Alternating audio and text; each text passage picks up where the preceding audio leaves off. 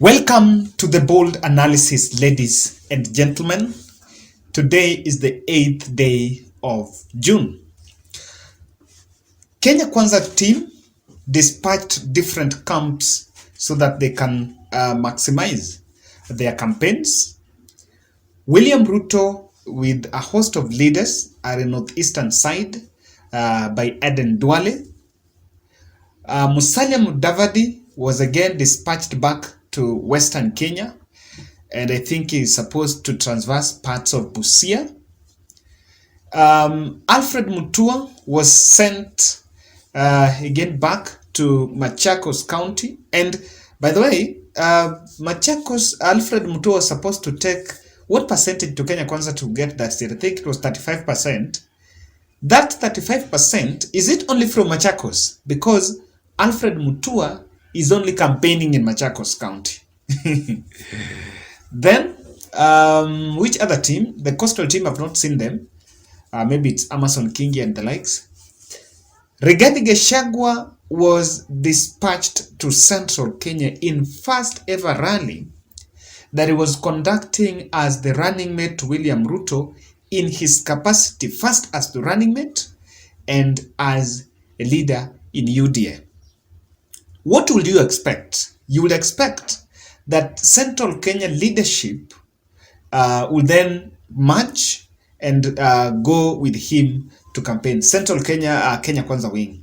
Because just like if you look the team that William Ruto is having in Northeastern, it's a host of UDA and bits of some ANC, few ANC. Then ANC full is going to Western. What you can see, ladies and gentlemen, is that yesterday, Rigathi Gachagua traversed better parts of central Kenya, and I just want to get the areas that he went, areas that he visited. He started over through Kenol, Maragua, that is in Murang'a, then Karatina, Mukurweini, Othaya, Kiandu, and Narumoru. However, what has been causing jitters is the conspicuous absence of a host of leaders in that will go along with Rigathi Gachagua. Kimani Ichungwa was in parliament yesterday. Speaker of the National Assembly, Justin Muturi, was also missing. Tujibebe party leader, William Kabogo, did not attend the rallies, and Moses Kuria. Now, those rallies were attended by Ndindi Nyoro, Alice Wahome, Jagwa, Irungu Kangata, who traversed just parts of the Murang'a, ANC Secretary General Simon Gikuru, Senator Kimani Wamatangi, Kangema aspirant, and UDA Secretary of Legal Affairs Edward Murio. So this has been happening. This happened yesterday. And the attention of the country, attention of supporters was drawn to why was he missing. So I followed through social media and received some poet of Nyeri. He received some harsh reception, and that was actually heckled. Now, can we watch that part here?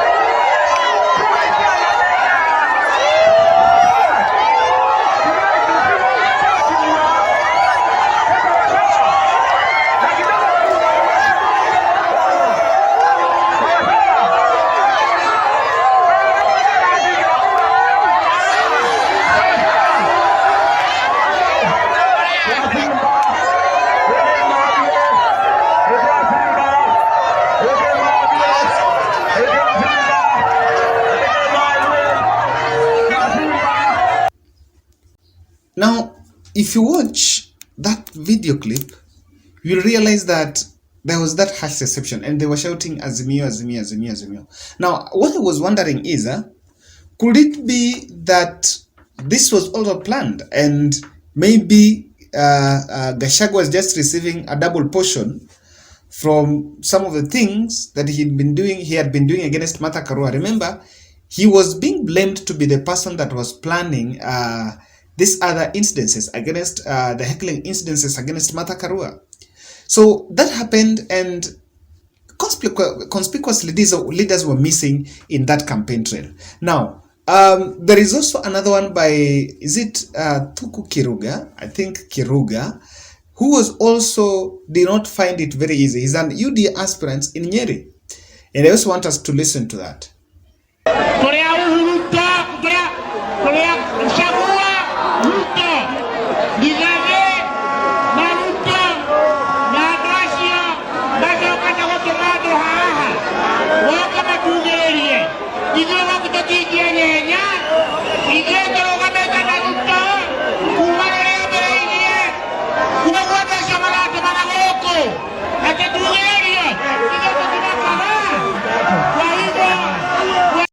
So this is part of what was happening, and if you watch, you will just follow, find time and follow Rigathi Gachagua's rallies in Central Kenya.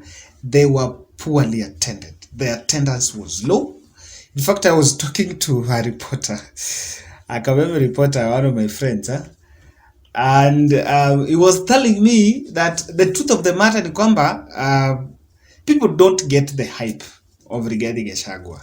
And what can easily be seen is when he attends the rallies that are normally well attended, it is normally just the easier thing of mobilization. Without mobilization and facilitation, mobilize and facilitate, then there is a problem.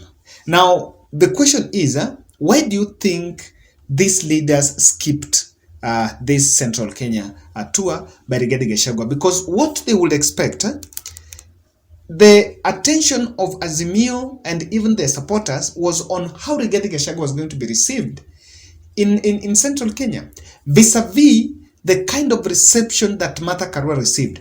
These two photos, this was in Othaya town. I want you to look at this. It is one Rigathi Gachagua and this other one is when Martha Karua. Now, this is the same place. One is when Rigathi Gachagua visited there. Second is when Martha Karua also visited there. Othaya town. This is I think it's very close to Mwai Kibaki's home. I've never gone there, but I assume so. Can you look at these photos? There is a clear picture that one is poorly attended. Now, what exactly what can also be seen is maybe resources have gone down and mobilization was not done. Because if Rigathi Gachagua had been mobilizing for William Ruto, what could stop him from mobilizing for himself? So that he can get very good photos for the optics. So I want to explain, ladies and gentlemen, why this is happening. That there is something of these rallies around Gachagua are not being attended by the big leaders in Kenya Kwanza, especially from Mount Kenya. Kindly subscribe to our channel and also like our videos. Now, my good brother Balozi Media has new music. It's a big song, and of course it's doing on YouTube. Check Balozi Media and also subscribe to his YouTube channel. UDA supremacy in Kenya Kwanza is one of the things that is affecting, or rather splitting, the Mount Kenya as far as Kenya Kwanza is concerned. UDA party has been blamed to be bulldozing and cannibalizing the other small parties in Mount Kenya. And why Moses Kuria and even Tujidibebe party leader and Mwangi Kiunjuri, even by the way Mwangi Kiunjuri is also not here, and Irungo Nyakea did not attend this, is the fact that what happened, it cannot be that that was a UDA affair. It was not that Anani was allowed to go alone because he's in UDA. The rest of the team could join, but they put themselves as party leaders. So, like look at a situation where Justin Muturi, Moses Kuria, and Tujibebe are in a rally. Then they look at Gachagua as a green horse, a young politician who just came into the fold the other day. Then Gachagua will then take the opportunity to invite them to speak in a rally. Because now that he's the running mate, they're not going to brand themselves around that. And that is something that has happened technically because of what can be seen as UDA seeing themselves as the superior party in Mount Kenya, while the rest of the small parties will also want their identity. And the William Ruto that you know, ladies and gentlemen, I once analyzed here that Ruto would not want Rigathi Gachagua to have the national clout and the national support that he enjoyed when William Ruto was working with President Uhuru Kenyatta. He doesn't want another center of power where William Ruto has power, then Rigathi Gachagua also has a center of power. The best way to make sure that to leave Rigathi Gachagua a naked and isolated leader so that he be the same level with the rest of the team is not to allow the rest of Mount Kenya leaders, especially out of UDA, to embrace him.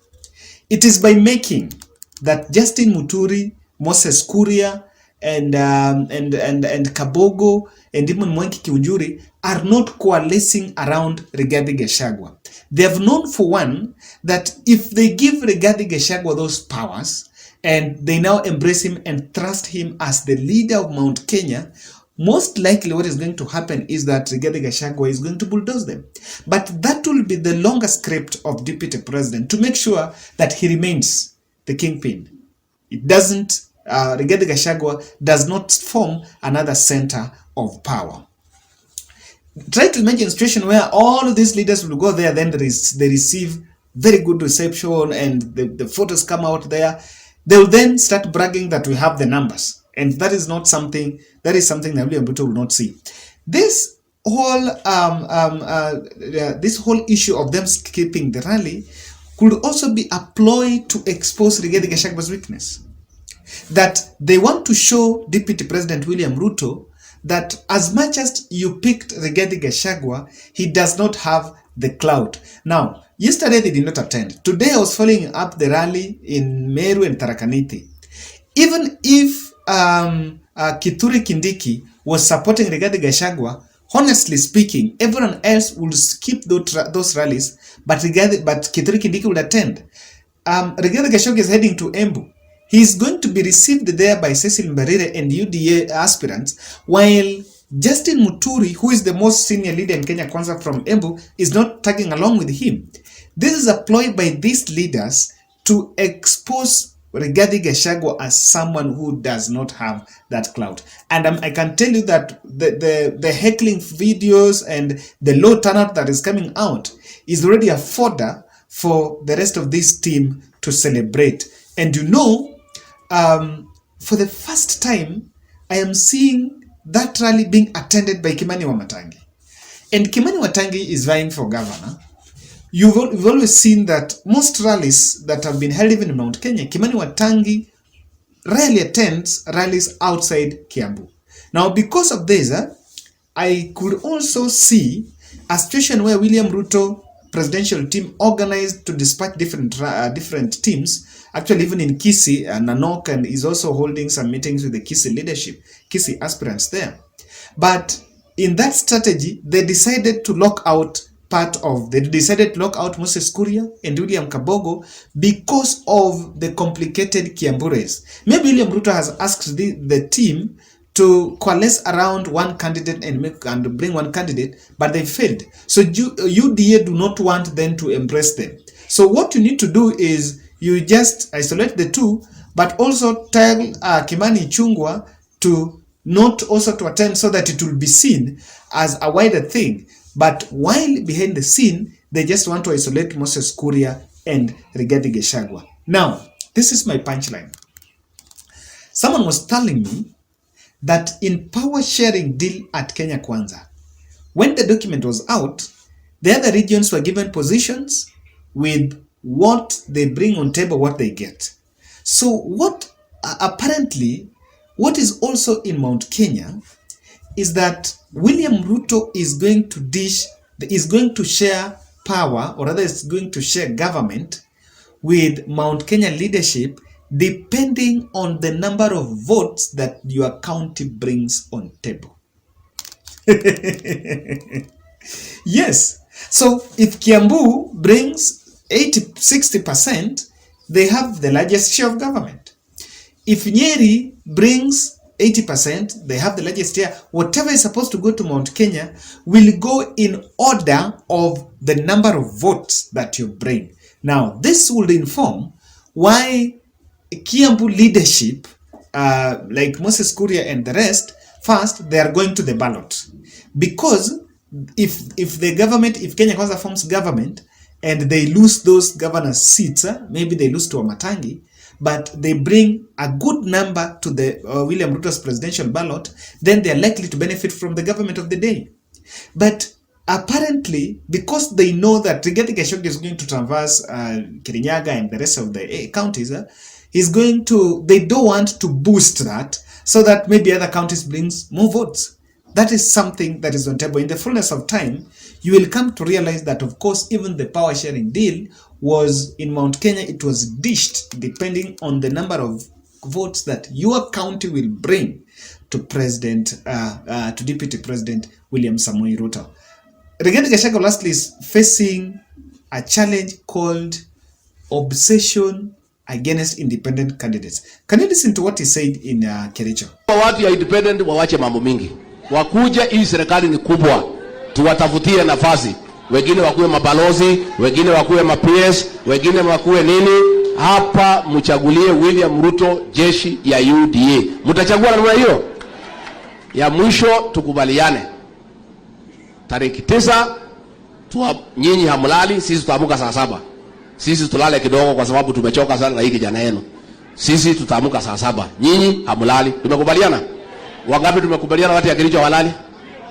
Na hata wale watakuwa hospitali, muende mchukue, akuje apige kura, mfanye nini? Hata polisi kwa sababu tumewapanga. Wale watakuwa cell, waachilie hawa, waende wapige kura. Yes. So, ladies and gentlemen, I don't know what you think, but you can also tell us why these people are skipping Rigathi Gachagua's rallies.